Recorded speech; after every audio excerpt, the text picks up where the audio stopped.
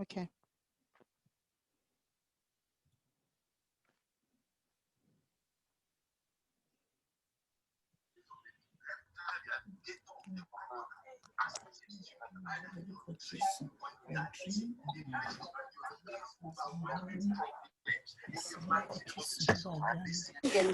Yeah. Let me see where I am.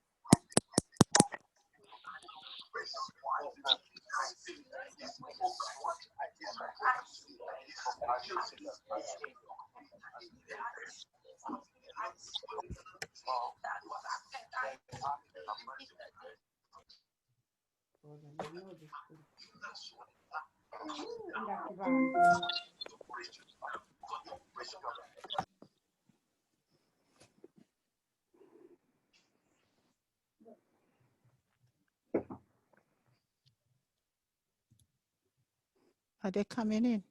Yes, they're in. Yeah, all of them. Yes. Okay.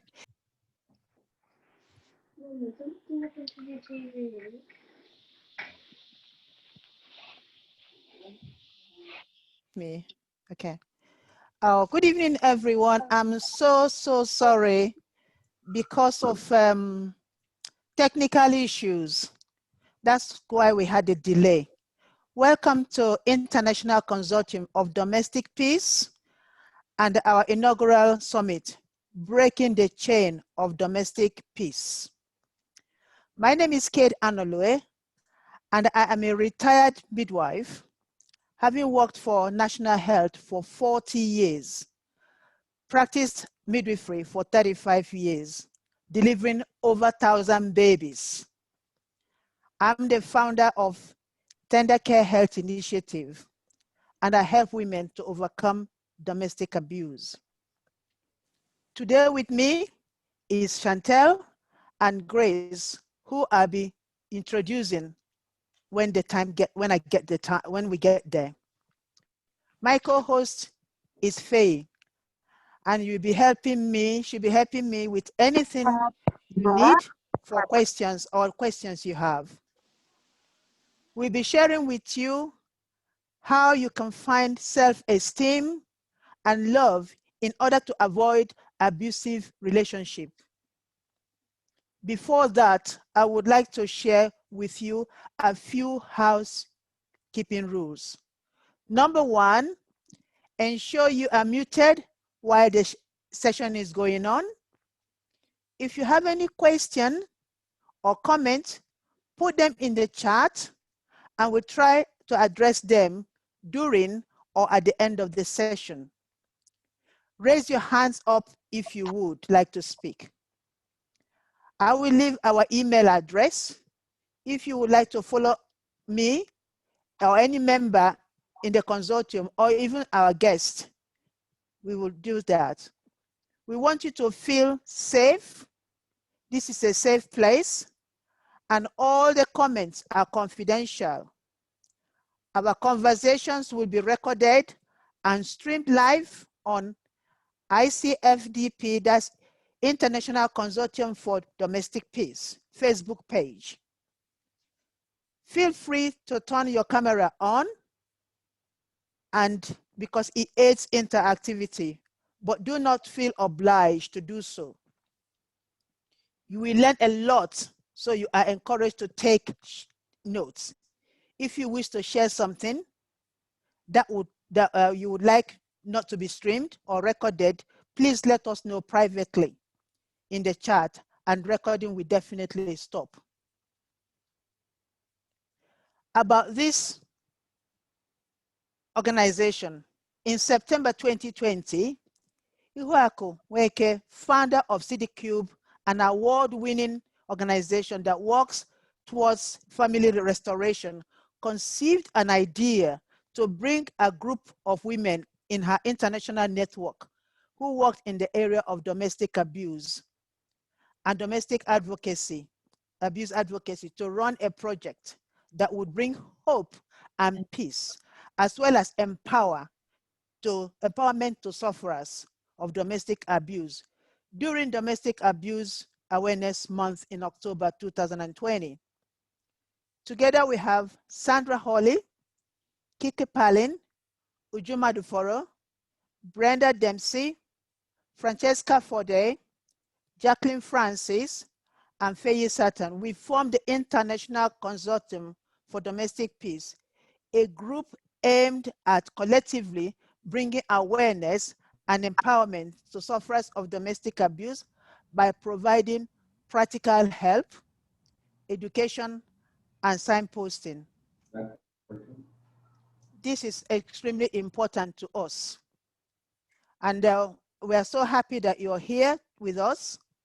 And I just have to say that this COVID-19 pandemic has taken a heavy and emotional toll, physically toll on us all, including heightened anxiety and stress.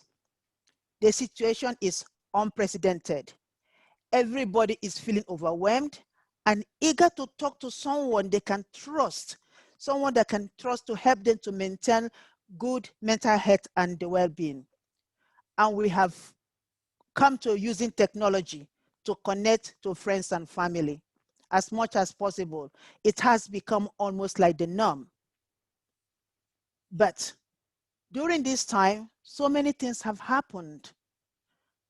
And in one way, if people were not dying, I can probably say that there is something that is positive about it. But because so much people are passing on, it's really very, very devastating. But this evening, I just want to talk about women that are pregnant and who are going through domestic abuse. You see, I have to say, after practicing as a midwife, it has made me so much. I feel I was the one that was abused, and it's because of 40 years of seeing women that are going through domestic abuse. And hence, I've continued all the time. I retired about 7 years ago as a midwife, but I tell you, I'm not tired. Because what I've felt and what I've seen is so much engraved in me that I feel so much for women, for pregnant women. Pregnancy can be a time of joy for some women, but regrettably, for some women, it can be the beginning of their nightmare of abuse. And it gets worse if there's already abuse going on. It has been documented that 1 in 4 women experience domestic abuse sometime in their life. But can you believe that in the data of 2011, end of September, it says that between 40 to 60 women suffer domestic abuse in pregnancy. And now, at the end of 2019, it says 1 in 3. When you look at that, 1 in 3, that means over 30% of women. Think about it. I've been pregnant, and I know that pregnancy, what is pregnancy? It makes me feel, the hormone in your body changes who you are. It makes you tired. It makes you dislike yourself. It makes you angry at times. It makes you tearful, tired, wanting love, wanting compassion, wanting someone to really spoil you. How could it be that even at that point, instead of getting that, somebody is abusing you? And abuse can be physical, financially, mentally, emotionally. And why, you ask yourself, I ask myself, why should that be? I'm expecting a baby, a little one who is innocent to the world, who has not asked to come, who is being 2 people that are making this human being. And we expect these 2 people to love this baby that is growing. What has this little one done? that it has to suffer. Because with domestic abuse, this baby can be born premature. The situation, what this baby has suffered while in the womb would affect the growth and the well-being of this child. And this child can have miscarriage and threatened abortion or miscarriage, and this, we lose that child. So it makes it so difficult for me to understand why anybody can go as far as hitting a woman who is expecting a bundle of joy, a miracle, and addition to the world. For this experience that I had as a midwife, I have continued all the time to try to empower women and say, you're not alone. But what is it that we can do to make you say something to someone? As a midwife, when you go to the hospital, the only person that I can say, the only professional that is you can come across before your midwife, probably your GP. Your midwife is your friend. Your midwife is your sister.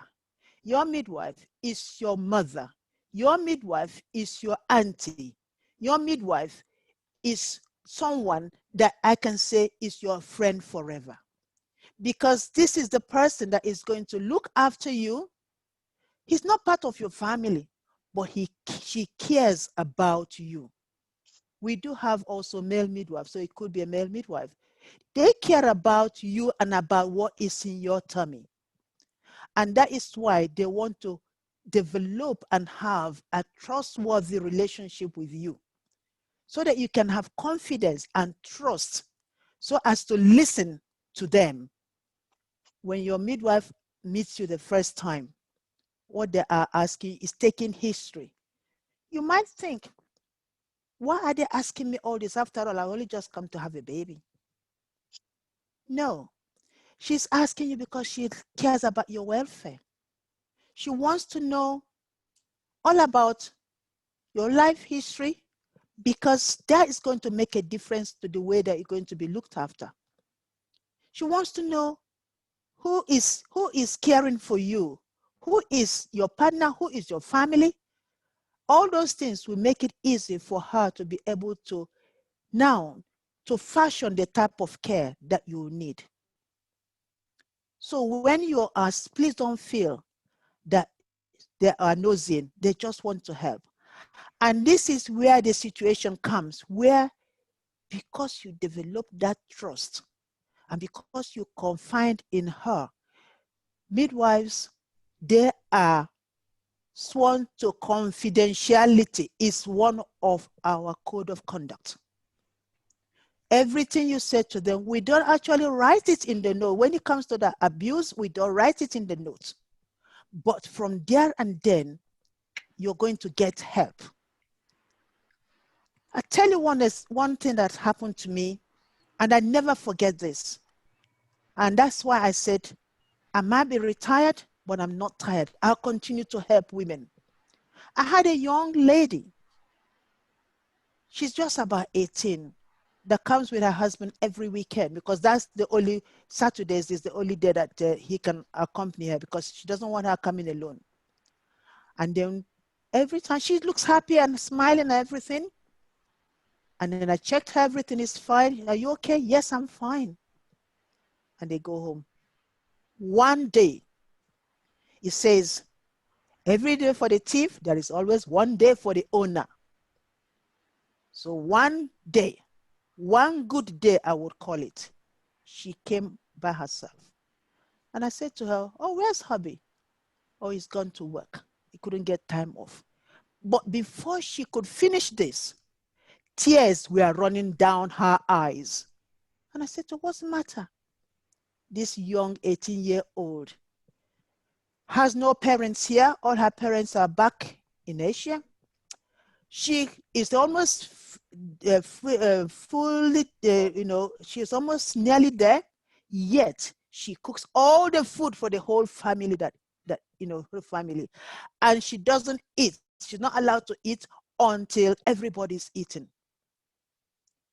Tears even ran down my eyes. On that Saturday, I made sure that she never went home. We were able to get her straight away. Someone come and saw her, discussed with her. We took her straight away to a safe place. So there is safe home, things that we can do. So do not be afraid, because you're going to get the best of help. And that best of help is what I admire. The hospital that I worked in for 40 years, they are very good at it. And at this point, because if I don't stop, I will not even get time to call her. At this point, I'd like to introduce one of my guests who works at North Middlesex University Hospital. And her name is Chantel Palmer. I'm just going to tell you, there is no need of telling you so much about Chantel, because she's got a very long list of who she is. But she is a named midwife, so for safeguarding and children protection at she's been at North Middlesex since 2008. And she supports vulnerable women, pregnant women, mothers, to ensure that they get the care and support they need in pregnancy, birth, and also that their baby starts a new life in as safe as possible. I would like Chantel to tell you more about herself, and she will tell you what happens at the North Middlesex Hospital, because it's not just talking about it. The midwives, they are overwhelmed with work, but she will tell you the plan, how North Middlesex tackle domestic abuse, and it's much easier for the midwives to cope with it. So, Chantel, are you there? I'm there. Can you hear me, Kate? Yes, I can hear you. Can everybody hear Chantel? Chantel, please Yes. tell our guests, more Yeah. about yourself and what you do. And I really want you to tell us, all about what you do in the hospital. Thank you. Thank you, Kate. Yeah. Thank you, Kate. And I would like to say thank you for everybody as well for allowing me to come today and be a guest on this, because this is such an important subject.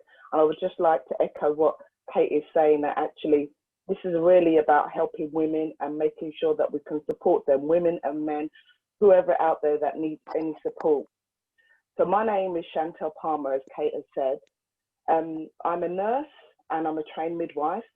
I started my midwifery journey around about 18 years ago. And I started actually at North Middlesex Hospital, which is interesting as well. I'm a local girl as well, so I'm a North Londoner. I've lived in North London all of my life.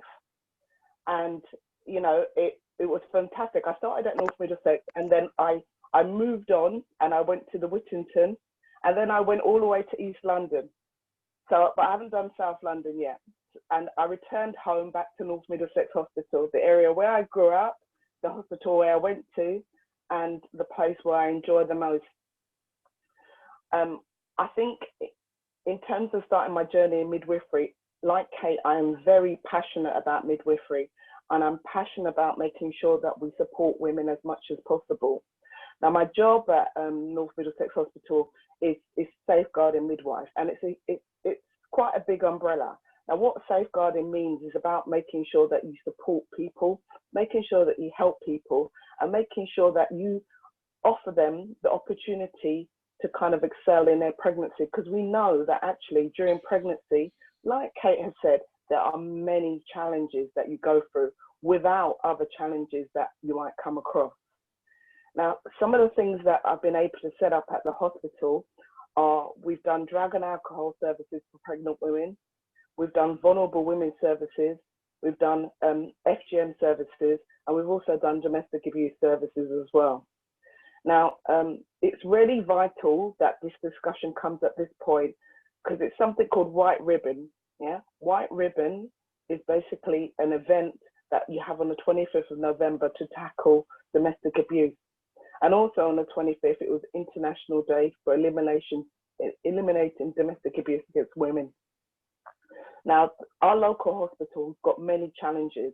So there's challenges of things like deprivation, there's challenges of other vulnerabilities.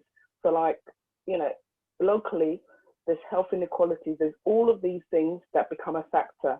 And, you know, if you have a pregnancy, having those issues as well can bring a lot of challenges as well, and can make the journey that you have a lot harder.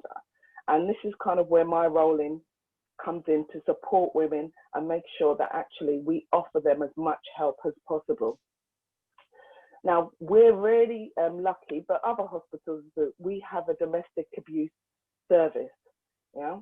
Now we know, and Kate has touched on this as well, is that during this COVID-19 epidemic or pandemic, it has brought out a lot of the issues, and it's made things really harder for women that are suffering with domestic abuse. And we know that the rates of domestic abuse have doubled across the country, with police call out, attendances, and so forth. So it's vital that at the other end of the line, you have a service that can offer you as much support as possible. So at our hospital, what we have are independent domestic violence advocates. Now, what they do in a nutshell is they support women. Immediately a disclosure will come in, or somebody has worked up the courage to tell the midwife, actually, this is happening. We can get our domestic abuse worker to come in, and what they do is they offer women the practical help they need. So things like, you know, things that you have to think about when you're in a situation. Actually, where am I going to go to? Do I have a safe place? So they offer something called a refuge, which is a safe place where a woman can go to if she's suffering domestic abuse, and they will offer her a safe environment. There'll be a support worker. There'll be everything to kind of get them off their feet, because sometimes actually it's not safe for that person if they've entered the hospital to go back home. They also offer injunctions. So sometimes it might be actually, you know what, a woman, you may need to do an injunction against the perpetrator or the partner that is actually victimizing that woman. They offer help with housing, because if you don't have housing yourself, and you know that actually you may be reliant on that partner for housing, they offer housing support so that actually you can get safe accommodation. They offer benefits advice as well for women, and solicitors, especially if you may have, Nothing particular. especially if you don't have access to public funds. And what they do essentially is they give hope to women. They give hope to women, they give support to women, along with the midwives that are working in the hospital. Because like I say, we know that domestic abuse has increased so much over this period. And we know that actually that little bit of help that somebody needs, that support, that courage that is taken to tell somebody about it, needs to be rewarded at the end of it with some help. And what we do is offer that opportunity for help.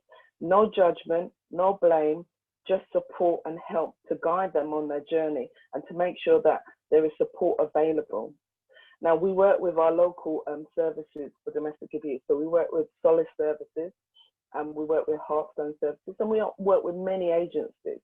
And we give out the numbers for any women, because it may not be actually at that particular time they feel that they're ready to make that disclosure, or they're ready to take forward the issue. And they may feel actually, you know what, I need a bit of reassurance to have the telephone number just as a national domestic violence support line. And at the end of this discussion, what I'll do is I'll provide it for Kate and give it to you.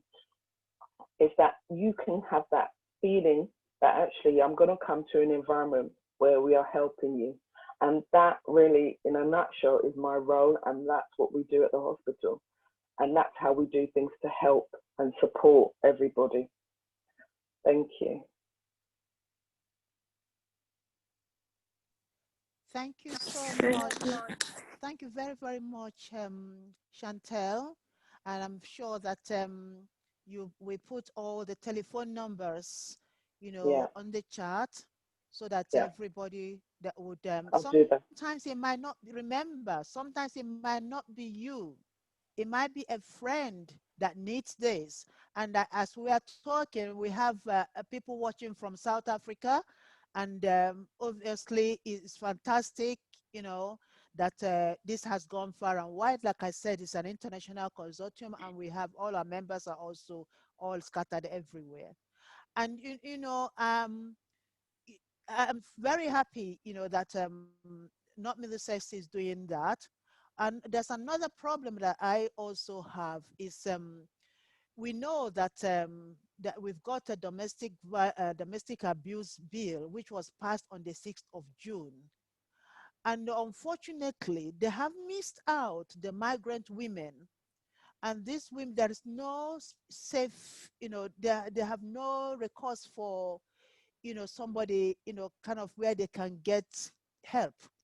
And at times, even when they call the police, you know, instead of the police helping them out, they might start to ask them about their immigration status. And sometimes they can even be detained.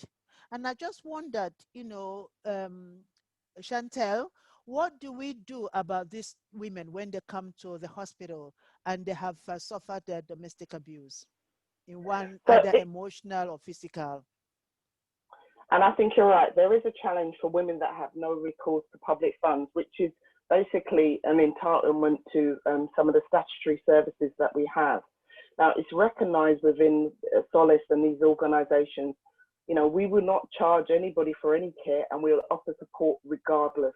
There's no kind of barrier in order for you to access. And, you know, we're very lucky in the Solaces that they have solicitors that specifically deal with no recourse to public funds. And there are refuges for those women that have no recourse to public funds. So that actually, even if you don't have entitlement, because sometimes it can be a barrier, because people will think twice and think, you know what, I might be reliant on this person for my immigration status. I might be reliant on this person for my money. I might be reliant on this individual for so many things that may put up a barrier into that person accessing the services. But that is never a worry, because they will always get support regardless of that. And that's kind of enshrined in the Solace services, to make sure that actually they will pick up on anybody, regardless of status or anything like that. And refuges are offered regardless, because the essential thing is that, you know, we need to protect women regardless of where they come from, because as a society, we need to say that actually this is wrong, and this is what we support, and this is how we help people. Oh, thank you very much. You know, I think it's refreshing and, you know, glad to know that these women will be attended to, because the fear is, remember that some of these women have been raped, sexually assaulted, and for them to be pregnant, where obviously it's not what they wanted. However, they want to keep this baby, but then afraid that because of their immigration status, if they get to the hospital, they might not be able to get the care, and also they might get the police in. But it's so nice, you know, that you know, that we know this, so that anybody that is listening, please, you know, take note that if you know, if you have a friend or anybody who's pregnant, probably haven't got immigration status, because sometimes this is what the men hold you on, you know, because you know, if you haven't got immigration status, they hold that on you, and then you know, you stay there. In fact, some of you stay there as a slave in the house. They don't let you out. They don't let you make friends, you know, and you know, you don't even go out shopping. They do everything themselves, because they just want to, you know, abuse you. And it's very, very sad. Don't succumb to that. When you have a slight window, please get away and seek for refuge. You will get the refuge, because you know, no matter what, you know, whether you've got your status to stay or not, when it comes to this situation, you would get help. And that is very important. And this is why this session is extremely important, that you may not be the victim, but at least you can pick up any ideas or anything that we say that you can actually send to your friends or anybody. Thank you so much for this. You know, stay put, because in case we got anything that we want to ask, because at this very point, you know, we always carry on thinking about ourselves and you know, things that happen to us and things that we don't have, and we do forget a certain group of people, you know, and these are the people with disability. You know, we tend to forget them, you know, because you forget that, you know, some of them might just have learning disability but they're still pregnant, or they might be deaf and dumb but they're still pregnant. And you know, we really need to think about who cares for them. You know, on this junction, I have a wonderful, wonderful lady by the name Grace Alexander. She's a fierce advocate for persons living with disability in UK and Africa. Grace is a qualified social worker, and she's an avid disability champion with a view of promoting social cohesion for people with disability within a wider community. I would like Grace to come, and obviously she's the founder of Star Child Initiative, which offers support to Black and minority ethnic parents for children with special education needs and disability. I think, you know, when I get Grace in, Grace will be telling you more about herself and how she's been working so hard, you know, to also, you know, help women that are pregnant and have, you know, disability, have some, you know, obviously some disability, which can be, like I said, it could be, you know, maybe deaf, dumb, or, you know, learning disability, and they're pregnant and they're still going through domestic abuse. And like I said to you, remember that domestic abuse can come in different ways: emotional, you know, I mean, it's very wide. It's very wide. You see some men that like women who are nice and skinny, they got shape and everything. And when they're pregnant, and obviously that goes and they start to abuse you. Look at you, you look this, you look that. They'll put you down. They want to put you down. You have to sit up because you really have to think about yourself and the baby you're carrying. And remember what I said, the midwife is your friend. The midwife is your sister. Please confide in her. And as you can see, like Chantel said, you've got Chantel who's going to help to make sure that your child is safe, and make sure that, you know, the domestic abuse advocates, you know, attend to you so that you can get the best of care. So please do not be afraid. We are here to help you. On this note, I want to invite Grace Alexander, who is going to tell us more about coping with disability in pregnancy. Grace Alexander, are you there? Yes, I'm there. Hello, Hello, my dear. Welcome. Thank you so much. Hello, thank you very much for actually inviting me to come and speak, and I'm greeting everybody there listening to us. Thank you very much. I'm really passionate about anything that has to be with disability, and our organization, which there are two. One is a Start Children Development Initiative, and Every Woman Matters. And one of the things is that we believe every human being matters, irrespective of your disability. So, and I will now just fire on. I'm also a proud mother of a child, of a wonderful, my last son is over 25 years old and he has disability. But then I will want to mention that disability is experienced at 3 levels. One, an impairment in body function and structure, a limitation in activity, and a restriction in participation. And do you realize that 1/5 of global women population are actually living with disability? So 1/5 of global women population are actually living with disability. And one of the things is that when it comes to women with disability, they face a lot of intersecting forms of abuse, and they lack access. They have limited access to healthcare. And you can imagine somebody who is pregnant. It's so, the experience can be so terrible. And for instance, like UK maternity does not meet some people. When I was researching all about it, that UK maternity care does not meet the needs of disabled women. A 2016 study revealed that only 19% of disabled women said reasonable adjustments had been made for them. So they are disproportionately disadvantaged when it comes to accessing support. And there are so many challenges. But before I mention the challenges, I want to mention some facts. that disabled women have the same desire and legitimate rights to be pregnant as other women. And another fact is that they are women. They are women first and foremost because they are human beings. It doesn't matter how their disability, how complex that is, they have a right and the desire because they have feelings. People think people with disability are asexual. And that's why when they are pregnant, the people make different negative gestures, negative, the way they look at them, even in hospital, healthcare personnel, the way they look at them, that with your condition, you are still pregnant, instead of offering support.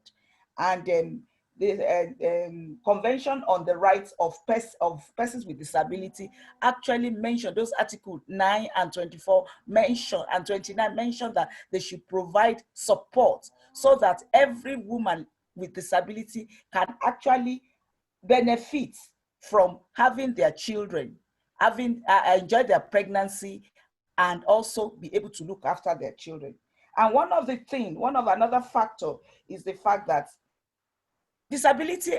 we have disability that are apparent, people that can be seen, like people that have spinal bifida, people with restricted mobility, people with a lot of that you can see. But we have hidden disabilities. Those are people that have intellectual disabilities who are actually, and some of them have mental disability as well. Some of them who have anxiety disorder, they have the same rights to be pregnant. But at the same time, those are more disadvantaged in accessing a care. And why is that? Because some medical professionals do not have the individualized care for every disability, in the sense that a disability is a wide spectrum. We can go on and talk about disability. Some people, even those people that are hidden, you might not know they are disabled, like somebody who has unless some can manifest through actions, through behavior, like somebody who has schizophrenia, like somebody who has attention hyperactive disorder, like somebody who are deaf as well. So you cannot actually see that disability, and those hidden disability are actually the one they face a lot of, especially people with intellectual disability. They face a lot, they are so disadvantaged when they have when they are pregnant. One of the things about those people with hidden disability is the fact that they are coerced into actually terminating the pregnancy. Some of them they said they don't have mental capacity, so they take advantage that who is going to manage them, who is going to do instead of supporting them, they give them that option of the fact that they can terminate themselves. And those people that have successfully been pregnant and having that child, they take away the child. And the problem is that the medical practitioners or personnel or healthcare personnel, they concentrate more on their disabilities rather than their abilities. And that can be really, really disastrous. And not really, I mean, that can be, they're not giving them that choice. Whereas they can get a buddy, like an advocate. I would tell you an instance of one of my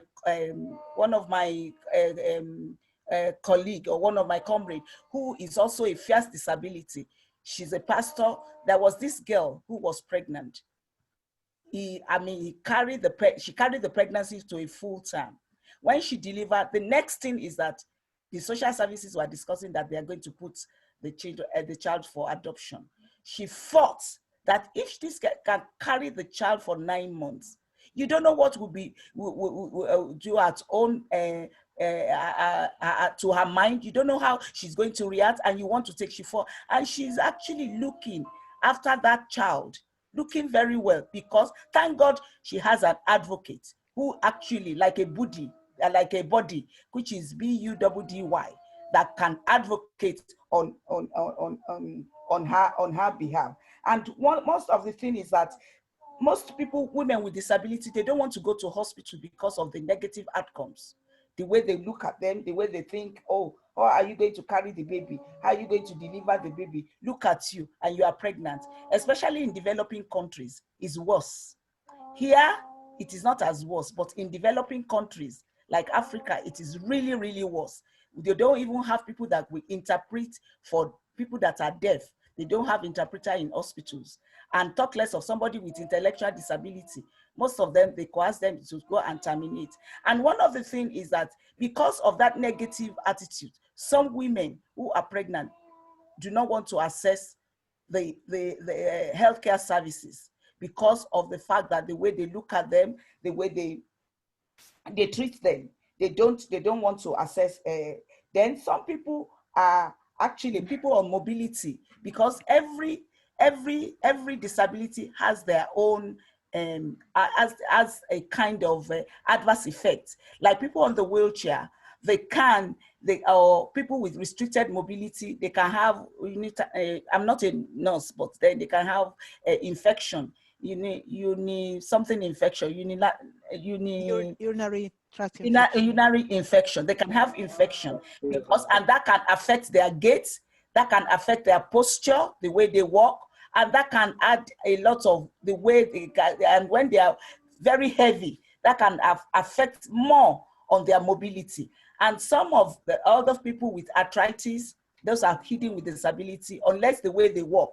But some people can have a lot of hidden, people that are diabetic or whatever. But all these things can still be managed. And because they face, I said that because also they face a lot of negative attitudes. Those are the challenges and the barrier. And one of the things is that even when they go to parenting classes, prenatal classes, most of the instructors are not well equipped to deliver some information concerning specific that are related to specific disability, because people have different forms of disability, and for them to have a personal care, there has to be a capacity building. They have to maybe some people will go for capacity building or training on how they can take care of women with disability, with a particular disability. And because the disability is a wide spectrum, that's one of the disadvantages that they also face. And for instance, some of them, during prenatal, they are not getting the necessary information they are getting. So, and some of them might have changes in their bowel. A lot of things might happen. Then women with disability often find prenatal classes uninformative because the class instructors are not knowledgeable about their disability and possible effects on their pregnancy, on labor, and delivery. So they don't have those ideas. So this makes those women with disability more confused when it comes to, and increased risk of adverse pregnancy outcomes also can be on women who have disability and they're on medication. The medication can have effect on their unborn baby. So that can actually affect they affect women with disability.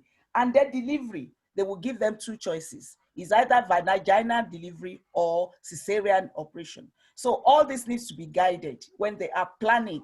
There has to be designated people, designated health personnel who needs to plan, and they have to plan on how, making sure that the needs of everybody, promoting or giving a reasonable accommodation to actually for them to enjoy the pregnancy as much as possible, to enjoy the labor. The labor is not interesting, but at least to minimize those risks that are associated with the labor, especially when they are delivering the baby. So it's either vaginal or cesarean. And one of the things is that the effect on domestic abuse, especially when you, Auntie Kate mentioned three different types of abuse, domestic abuse. Women, I mean, they face intersecting form of abuse, domestic abuse. And one of the things is that because of the discrimination and because they're women, those are the two reasons. And one of the things is that because they have this, most of them face a lot of, the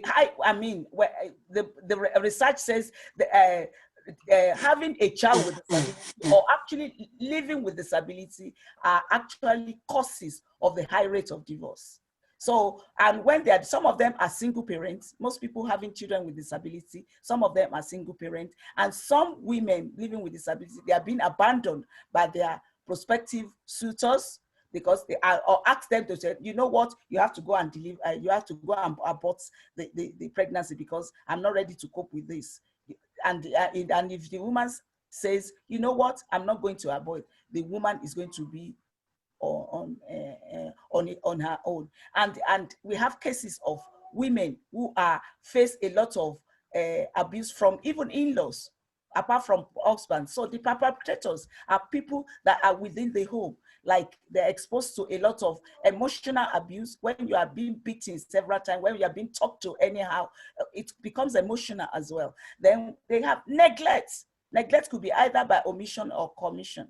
So they neglect, and one of the things is the fact that these people are actually, these women, they go through a lot of, there's no support, there's no rehabilitation centers, especially in developing countries where they can rehabilitate them. The trauma on them, the trauma on that child, the trauma on the parent, even with on the unborn child, can cause a lot of havoc for that child. So it's so terrible, because when you have a child with disability, apart from you living with disability, it affects the family dynamics, it affects your finances, it affects a lot of things.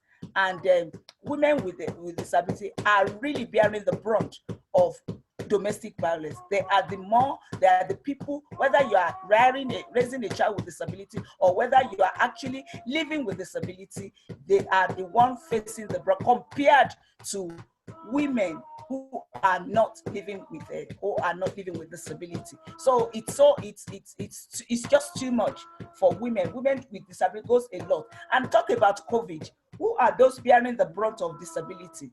Who are those bearing the brunt of the lockdown has heightened the risk of domestic violence. The lockdown actually heightened. And those people with disability, most of them, they've lost their livelihood. Most of them, they are economic associated. So the economic risk and the social risk of persons caused by COVID-19 pandemic and the health issues, actually, those people that are facing it are women living with disability. And there's so many things they call, even the Corona bill that they started has limited our access as parents having children with disability, or women living with disability, to access a lot of opportunity, a lot of information, a lot of services that can actually enable them to strive during this period. So it's not really easy. And I think government should do more about planning when it requires a lot of planning.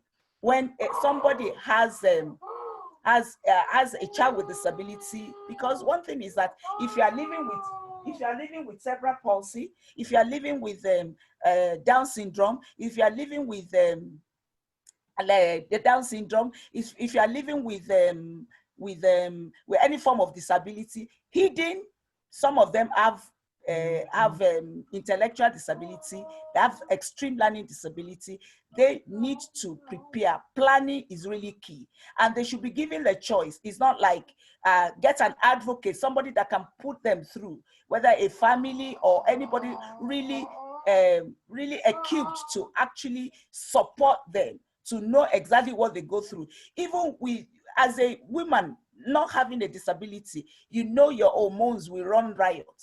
If the woman is exhibiting a form of behavior, the health personnel, they wouldn't even be able to support. They will make a judgment. Those people that are supposed to actually support the woman with disability will now start considering either termination or considering the fact that the child should be adopted, which I think is not actually in the best interest of that mother. If a woman can carry the child until a term date, they should give him the child. So they start questioning their parenting capabilities, which I think is wrong. So everybody should be, according to Convention of the Person for Women, Convention for Women of Persons with Disability, Convention on the Rights of person with disability, they should be given a reasonable adjustment. Even not giving them reasonable adjustment of how they can carry their pregnancy during till the time, or during labor, or even parenting, not giving them that support is actually disabling them. Because one definition of disability is when there is no interaction between your impairment and your environmental factors. Actually cause a lot of disability as well. It's a form of disability as well. And it's a form of neglect on the part of any government not actually doing that, or any professional not actually making sure that they're informed to their level, minding their limitations and minding their differences. That should be taken into consideration, and they should be supported. So irrespective of the fact that they have disability does not make them less of a human being. It doesn't make them less of a human being. They are human beings first and foremost, and they are women, and they've got right to be pregnant. They've got right to parent a child, to be a mother, to be mothers. They've got rights to be mothers as well. So they should be given a lot of. And one of the things is that, which I also mentioned, I'm just reiterating now, that women with disability face a lot of intersecting form of abuse in terms of abuse on physical abuse, emotional abuse, sexual abuse. I did a documentary on one local government in Osun State, and a documentary about what happened. I mean, I was crying, how they've been abused by people taking advantage because of their vulnerability, taking advantage because they don't have livelihoods, taking advantage of so many because they are vulnerable. So they come and see those women speaking in our language, Yoruba language, and somebody was interpreting it. Even the deaf, even some of them, we have cases of women during this lockdown that have been people with minor with disability being abused, facing a lot of domestic violence, and the perpetrators could be the uncle, could be the brother, could be the father within their home. So I mean, government should do more to actually make sure that, and there are some cases, especially in developing countries, there are some cases that were not even reported. They were not reported because they wouldn't listen to them. But here, they will listen to you because they take that seriously, but I think more should be done. Thank you very much. Wow. Thank you so much, Grace. That was very refreshing and empowering, and a lot of information, and obviously very disturbing as well. And that is why I thought that it's necessary for us to hear, how we manage our own human who are pregnant, but unfortunately have got one form of disability or the other. Thank you for, your great work that you're doing. And when you were talking about, developing countries, it brings me back to what more of the causes that women go through, over there, unfortunately, regrettably, domestic abuse is not one of those that is on top of, it's not one of those that are top issues back in developing countries. Yeah. Because, when you're married, you are married to the whole family. And when you are pregnant, it's like you are God that's giving you the gender that you're going to have. If you have girls, you are in trouble. And then you are abused emotionally, financially, and even physical. And that's not just coming from your own hubby only, it's coming from the whole family, the in-laws. And then you find that a woman who's pregnant has nobody to care for her. You have to do everything yourself. You go to the market, and if it's not your first baby, you'll be looking after the other one. And then when you have this baby and it's a girl, you get more abuse. And you have nowhere to run to, because as far as they're concerned, your own parents are concerned, you are married, and then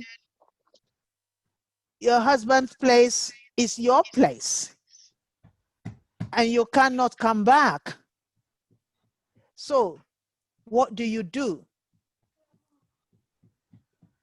You cannot run to your parents for help. You cannot run to your husband's place for help. And it's very unfortunate, because as far as they're concerned, girl child who would not carry the family name is no good to them, and you have brought shame to them.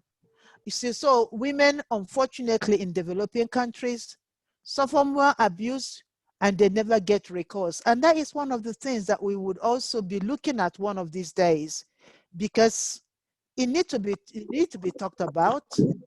We need women to take note of what is happening to them and don't just take it for granted.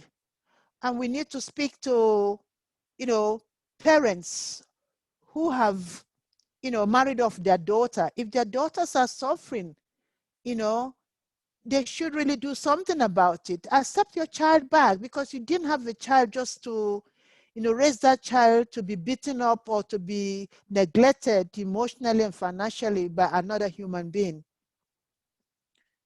And unfortunately, we still got, children who are underage that are being married off. That is a whole abuse as well. To get a child pregnant is abuse. And, in fact, not just the husband or the family of, in fact, the husband as well as the family of the girl should be held responsible. But unfortunately, developing countries are not looking into this. Women are seen as a commodity, just like the way in those days slaves are seen as commodity that can be treated anyhow. Time has come when we all have to stand together and fight for justice, gender equality, where a woman will be recognized for what she is, where a woman will be seen as part of the family, where a woman will be seen as a person who contributes to the welfare of the world. There's a saying, whenever I'm talking, I always say that. It says that when you train one man, you train one man. When you train one woman, you train the whole nation. Because God has made us in a way that we are so strong that nothing breaks. Think about it. When I was working in labor ward, I see women pushing the babies, and I see the men, tears fill their eyes because they're emotionally because they soon become a dad, or maybe because their, partner is in pain. But I always say to them, or in fact, some of them say it, if having a baby is by turn, when the woman have one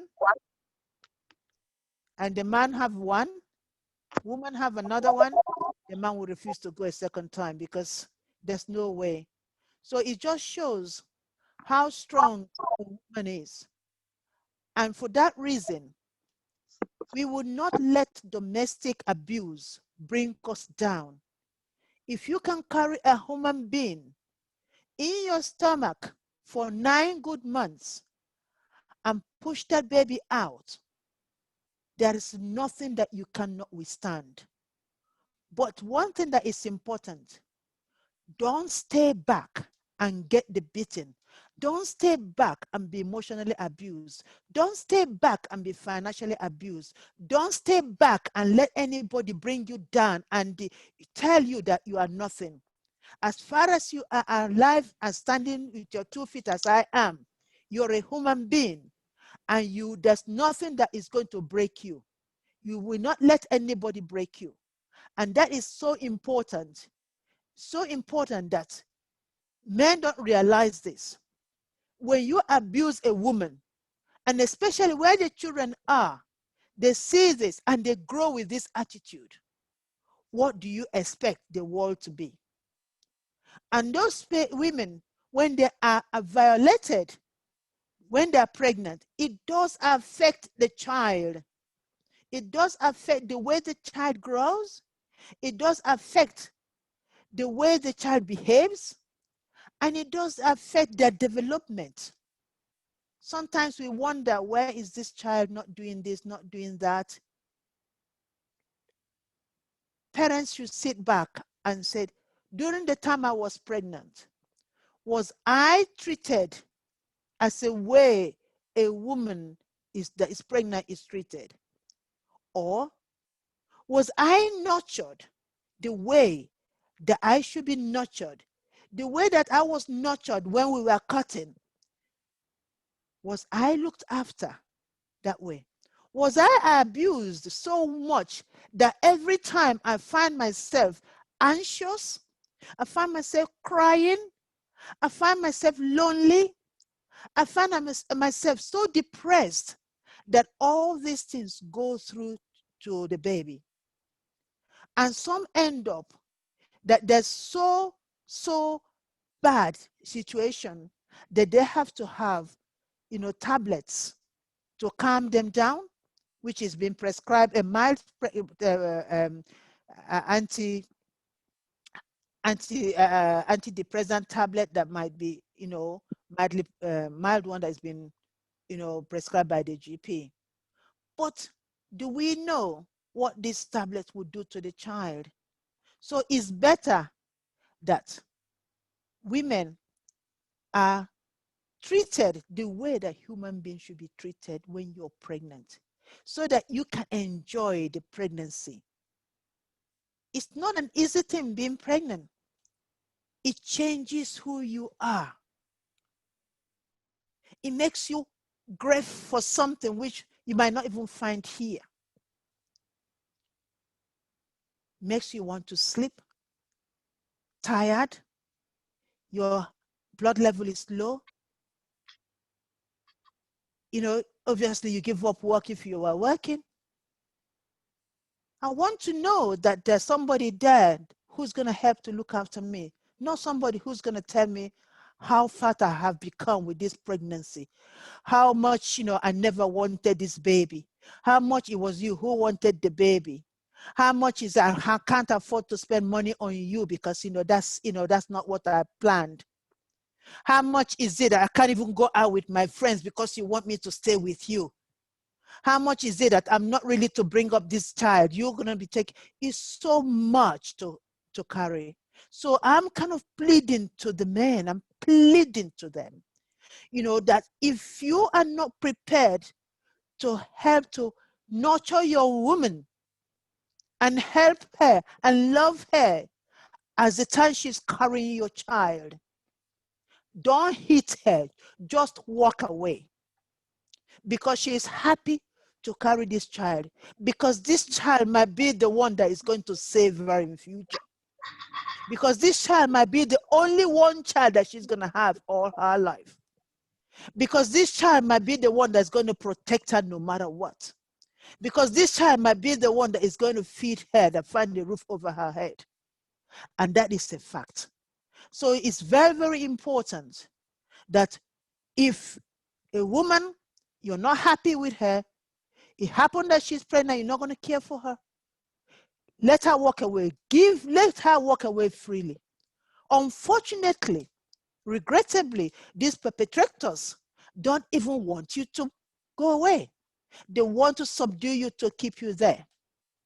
And that is why it's so important that, please, you don't have to be a victim or survivor to have the telephone numbers. You might need it for a friend one day.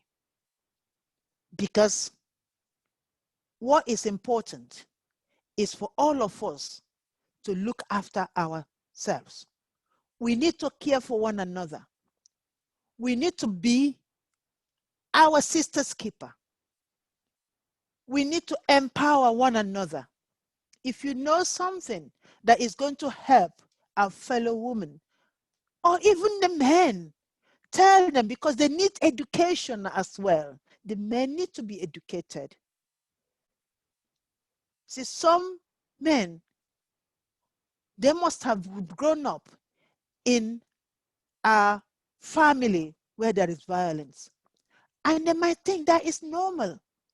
And the same thing with a woman who might have grown in a violent family and might think that the husband hitting her or telling her about how nasty, stupid, foolish, and so many words that she is, and she might think that's normal because she might have been hearing her father telling the mother that. Or the man might have been seeing the father beating the mom and saying that's right. So that is not right. I'd like you all to take this and believe that it's so important for us to care for one another. Anybody who is going through domestic abuse, remember that we see you and we hear you, and that you are not alone. You will never be alone. We are all there for you. We can talk and talk and talk. It's a very, very emotional topic. And we can never stop, because for the whole of this remaining month and up to the 10th of December is all to do with domestic abuse. That is, people having awareness for people to be able to listen and empower others and see how they can help one another so that they can be able to save themselves and save the unborn baby. We want a child. Grace has now told us all about disability. How do we know that some of those children that are disabled when they were born, how do we know how the mother was looked after? The mother could have been physically abused. The child must have born premature because of abuse, hitting and throwing her up like a pillow. So there are so many things that can make a woman's life difficult. It's just bad enough that women are seen as the weaker sex, but we are not. We run the family, we run the home. When the child comes back from school, you sit to the child, give her food, give him food, you do everything. We are very, very multitask. We can do so much in one go. Women, you are strong. You are amazing. You are fantastic. You are just the creature that God made and made you so strong that you are able to carry a human being for 9 months and deliver that safely. And while I'm talking about delivery, I was just happy to say to you that yesterday, my daughter-in-law had a baby, so my grandmother 5 times. And it's so important for you also to look after yourself. Make sure, one of my colleagues yesterday, we were talking about self-love.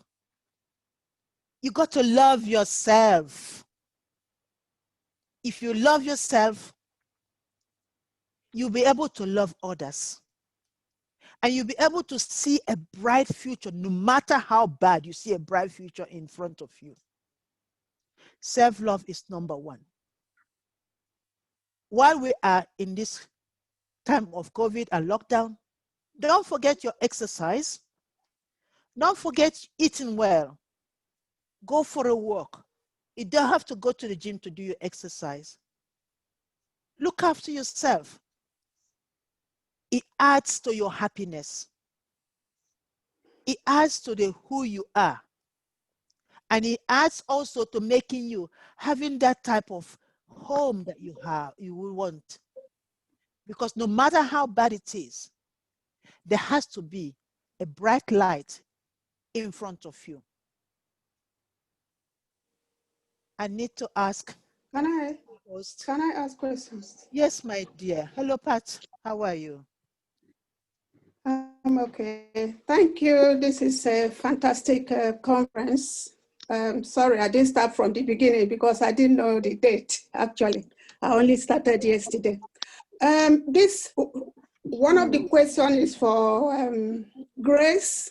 Grace, if she's still there, thank you so much for your speech.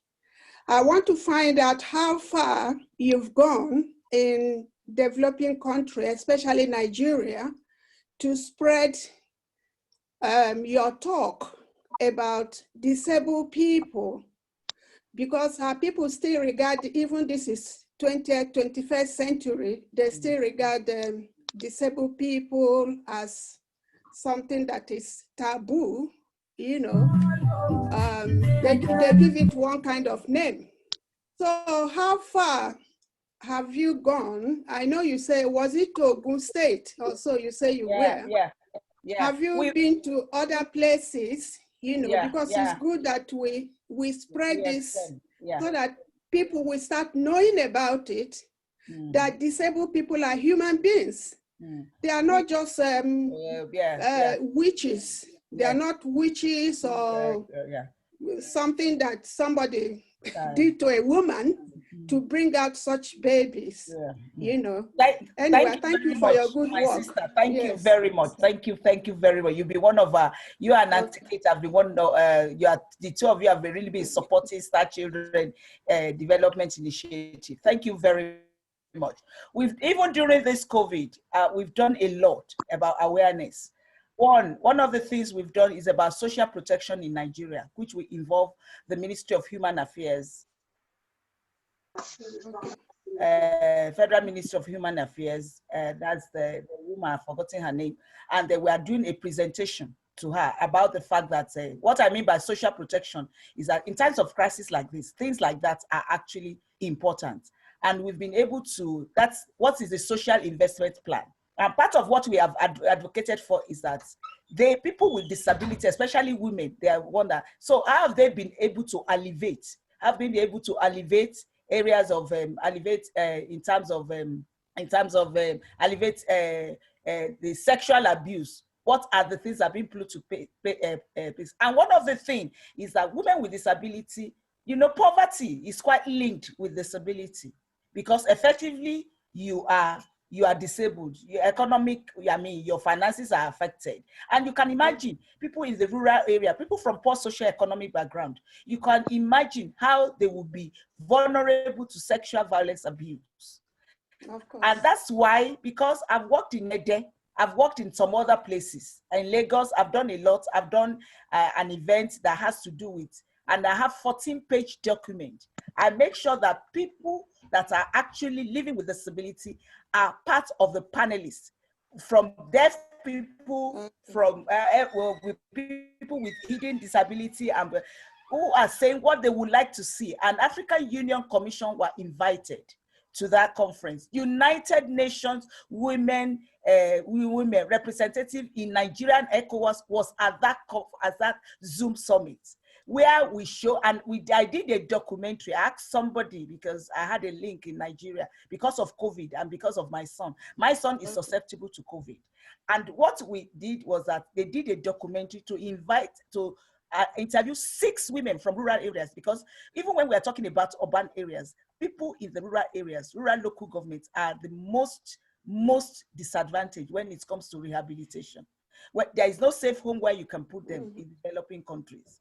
And we invited people from, it was an African thing summit that I did.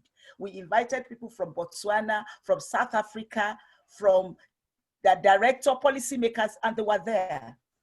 So we asked them to, that they should, part of it is to flagging it. Even when they are talking about domestic violence, I like what Auntie Kate has done today. Most of the response are not really inclusive of people with disability, because it's not one cap fits all. It's about the fact that they have to do individualized, you understand? People that are on the autistic spectrum is wide. We have people that are gifted. We have people that have learning disability. But one thing that from autism spectrum is the fact that they lack interpersonal skill. They don't give eye contact. So all those things we've been trying, we can't keep quiet. We need to make sure that people are listening. Even here, the Corona bill is not, if like my son, during the COVID, he was having more of epileptic fit. Thank God that I am knowledgeable. I know how to manage it. And my faith has helped me, because the weather is not even helping with epilepsy. It's not helping at all. No. So it's a lot of things. And there was a time I did, which Auntie Kate was there. I did something on COVID, that good children are sustainable. People that have eating disability, people with respiratory or whatever, people that have CP, Down syndrome too, are susceptible to COVID.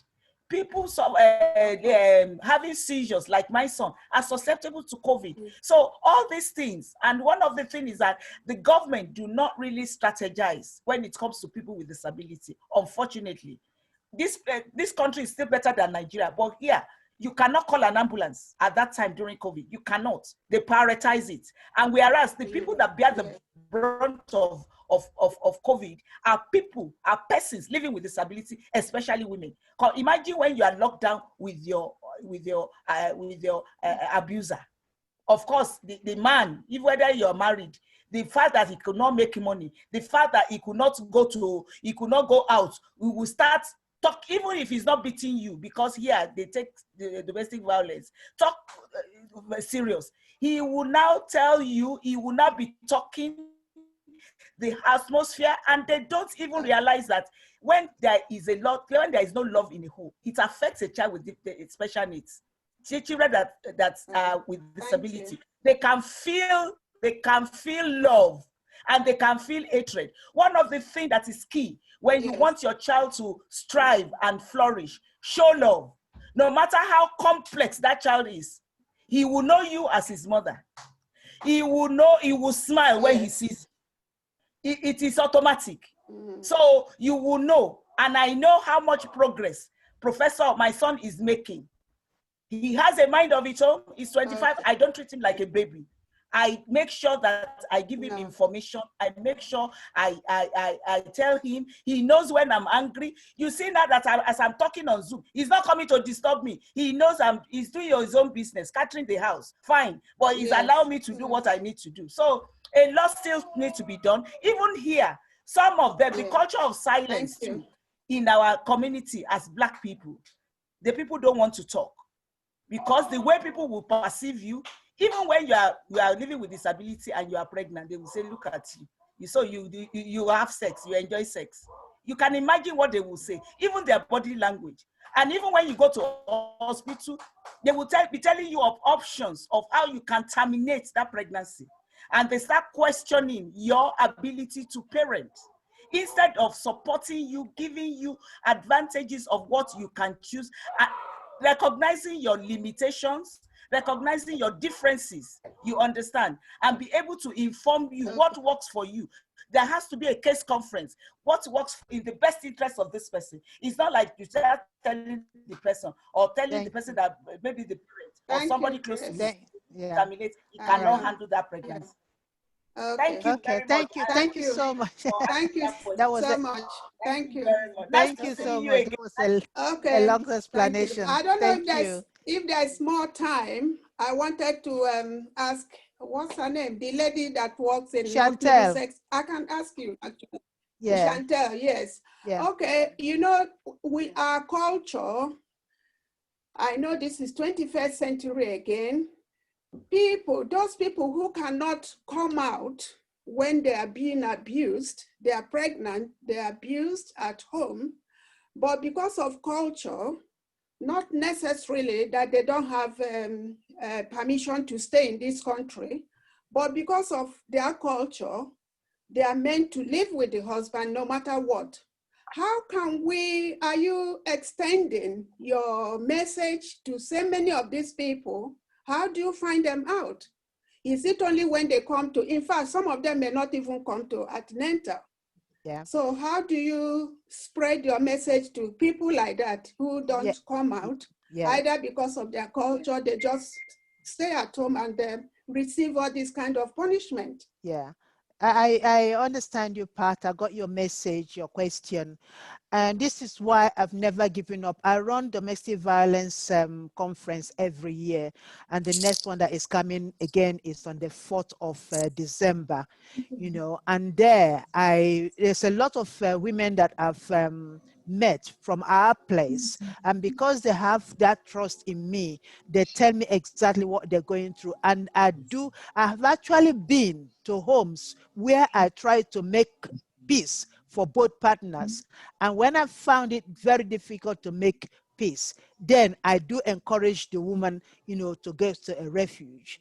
I know because it's like a stigma to the family, you know, especially the family where the girl come from. However, we can't expect a woman to be going through what they're going through, you know, and then end up, you know, having injury, which might be an injury for life, or probably ending up with a baby who has been traumatized so much when they were in utero, and then having them to come out with some disability or some, you know, any other issues, but it does affect children. So I do come along them, and women already know. A lot of women from our place know that this is something that I'm very, very passionate about, and they do come to ask, and I do speak to them, and I do encourage them to stay. But when it comes to a time when, you know, it's going to be their life, I do say to them, you gotta go.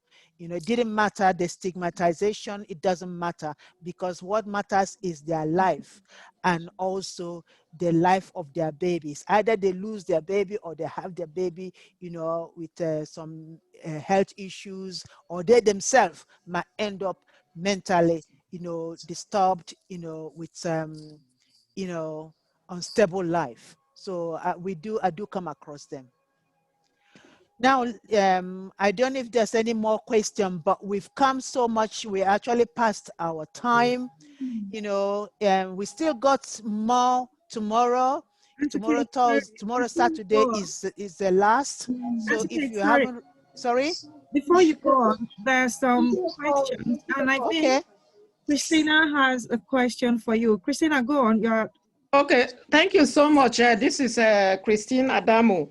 Mine is not really a question, but a recommend. It's an appreciation, and saying that this is quite a very important topic.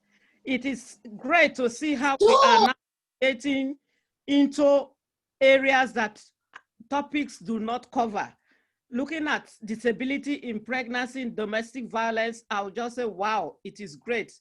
Wonderful speakers. Grace, I see the passion you have in disability. Well done for your good job.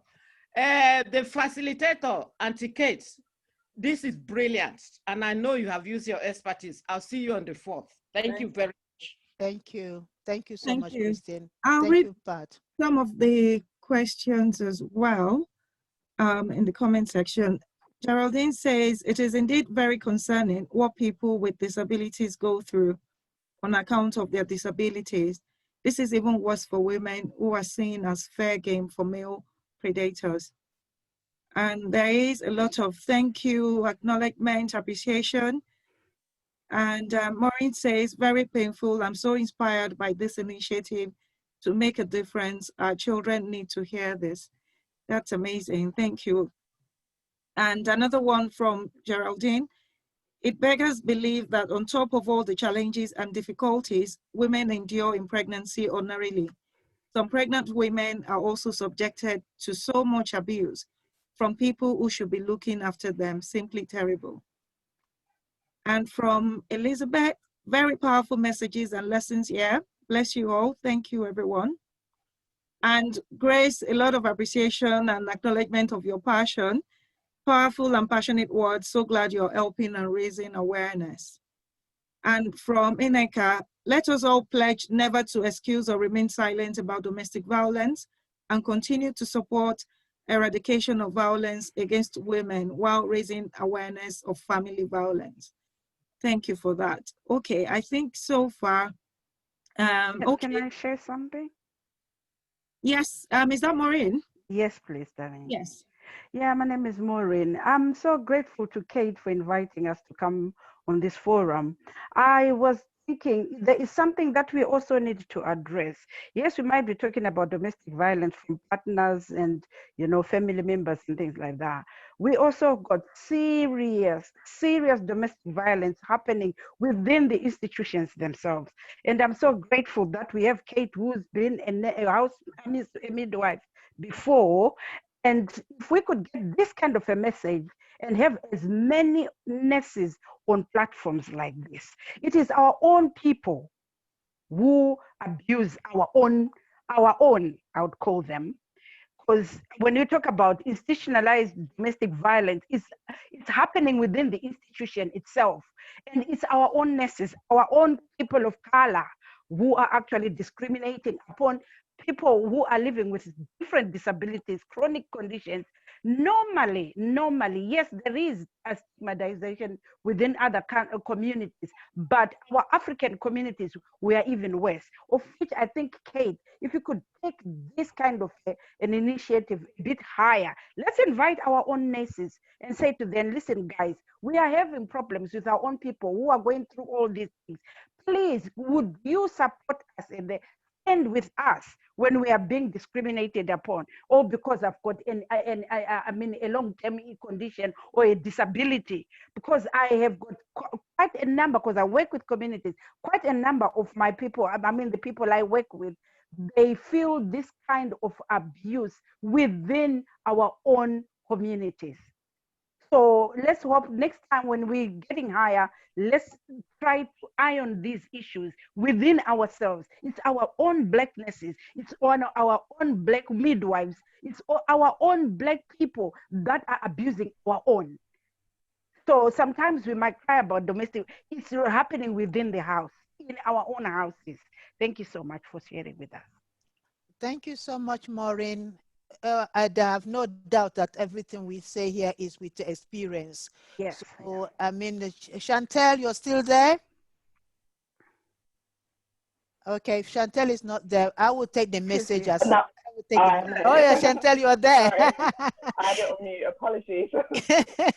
Right, Chantel, you've heard what Maureen said, and I think it's very relevant to take it to the midwives, you know, and I do have meeting with North Middlesex, and I think next time when I have meeting with them, I will also raise that, so that it can be also addressed, because it's very, very important.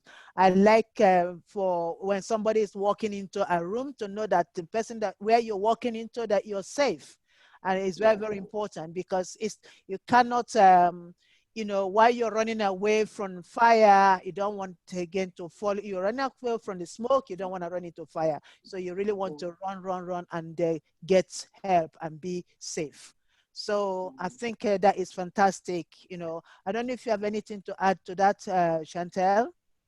I think I would agree. I just wanted to say thank you. It's been an inspiring kind of talk. And like I say, with Grace, she's given so much information. And I think in terms of disabilities, it shouldn't be seen as a disadvantage. Yeah, it should be a time where you're being supportive, and having a disability shouldn't be punitive, and you shouldn't be punished at all for it. You need to be helped by everybody, regardless. And like I say, the message in terms of our own Black people, we need to actually understand these issues. We need to address them within our own society so we can bring the message forth within our hospital. And Maureen, I'll take this message back to our midwives and nurses at the hospital. Oh, thank you so much, Chantel. And thank you everybody for, attending, especially my guests, Chantel. I know I dragged you out. You had a long day today working, but you are here. It's when people are doing great work, it's important that they let the world know what they're doing. So I'm happy that you were able to come. And Grace, no need to say again, that we know you for your advocacy, working, with people with disability, you're very, very, emotional about it, and you work so hard towards it. And I know there are a lot of people, we have people watching from Zambia, from South Africa, and every other place. I thank you so much, all my friends in England, in London here, England here, that are watching. Please, the most important thing is to take the news out, to people, because very, very important. And, and I hope that we've all learned something about domestic abuse. And if you would like to know more, please send an email, which my co-host is going to put down, domesticpeaceinternational@gmail.com, stating clearly either the member you would like to contact and what you need help with. It's been a whole week that we've been talking on different issues, but we also still have tomorrow afternoon, so you can still register, to share this event with your friends and family. And you never know who might need help, just like I've been stressing. It's very, very important. And just make sure that you log on the sessions that you want, And I have to say thank you to all my colleagues, who has been very, very busy, since this week. It's been amazing, what we have learned. I can tell you all as well that some of the sessions that were covered by my colleagues over the week broke me down. I was very emotional and disturbed, and I cried my eyes out because of listening to what human being could do to a human being, where women are treated like a rag doll. It's unbelievable, because it wasn't, they weren't telling what they saw, they were telling what they experienced. And I hold my hands up for these women, because it just shows strong one can be. If you don't give up, your energy is in you. Their energy in you will always come out. Every single one of you is unique. You have got it. All you need to do is to look for that uniqueness in you. It's an individual thing. It's a DNA that nobody else has. Everybody's one is unique. Look for it and use it, and make sure that you are not going to be subdued or run down by anybody, even if it's the same sex. No, you cannot. Show who you are and what you are. You can stand up right, because we only got one life to live. Only one life to live. And when that is gone, it's gone. As I'm talking today, my very, very close friend was laid to rest today, and a friend of over 35 years. And it hurts me so much. But this is also important, because all of you are my friends. We are one. And as a united women, we will stand. And that is why I say thank you to Ihuako for this consortium, because without this, I don't think we'll be able to spread the news and spread the message. You've empowered so many women, because for me, one person here is equal to 100. So I noted that we had about 29 that attended. That's 29 people. Think about it. 100 each, because one tells the other tells the other, and it spreads out. So it's not the quantity, it's the quality. If you have heard anything that empowered you today, please send out the news to other people. So I would say, finally, you can follow us on social media. This has been recorded, by the way. It's on YouTube. So if there's any of your friends that haven't seen it, we have Monday, Tuesday, Wednesday, Thursday, Friday. We have all got that on YouTube. And if you can, please register for tomorrow afternoon. It's the more talk. And then we get together again at 4 o'clock to, wrap up what we've done for the week. But don't forget, I'll be sending out the flyer for the 4th of December. You know, there again, it's going to be talking. You've got a lot of other people that are going to be talking as well. It's all this week, next week, it's all to do with domestic abuse. And I think it's important because for those who cannot speak, we have to speak for them. And with this, sorry, Auntie Kate. Yes, I just wanted to, just say I can't come on camera, unfortunately, but yours was a very emotive and powerful session. Thank you so much. It's an honor to have you on board. In fact, the whole week, like you said, has been absolutely fantastic. There's something to take away from each and every one of them. And I thank the women who also have joined us. And I would like to say, if you have been helped in any way, shape, or form by anything that has been shared in these last few days, do us a favor and go to our Facebook page, ICFDP. I think Faye put that on the chat as well, but just for those people who cannot see the chat, go to ICFDP and go to the review and leave us a review, please, because that will help the Facebook algorithm and that will help us to get more visible and to get the message out there. So if you can please do that, that would be of great help to us. Thank you. Thank you, Iwako. Thank you, Faye. Thank you so much. Thank you, everybody. Thank you. Can I say good night to you all, and let's keep in touch. See you on the 4th as well, 4th of December as well. Thank you. Thank you, Maureen. Thank you. Tomorrow too. Bye. Yes, and see you all tomorrow as well. Tomorrow. Thank you, Elizabeth. Thank you. See you Thank you. tomorrow. Thank you so much. Bye-bye.